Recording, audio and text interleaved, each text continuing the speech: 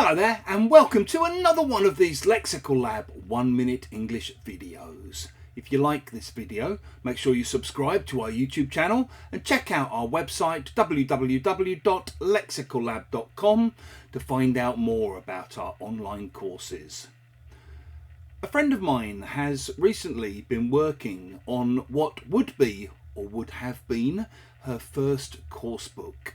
I met up with her for a drink the other day and a catch up to find out how she's getting on.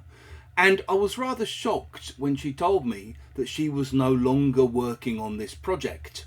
When I asked what had happened, she explained that a new manager had come into the company that had commissioned her to write this book, and the first thing the new manager had done was pull the plug on her project.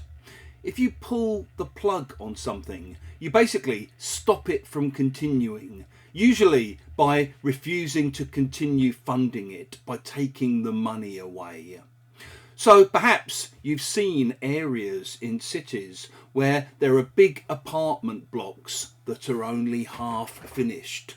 Often what happens is they start building them during economic booms, and then if an economic crisis happens, the money runs out and they pull the plug on them, leaving these half-empty shells of buildings littered around the city. Perhaps, like me, you've watched the first series of something on TV and thought it was amazing, and you're waiting, hoping that the second series will come out soon, only to find that the TV company has pulled the plug on the series because viewing figures just weren't good enough.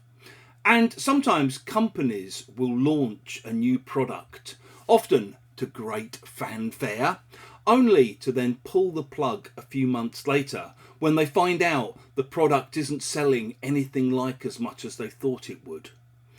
If you've enjoyed this video, please do click the like button.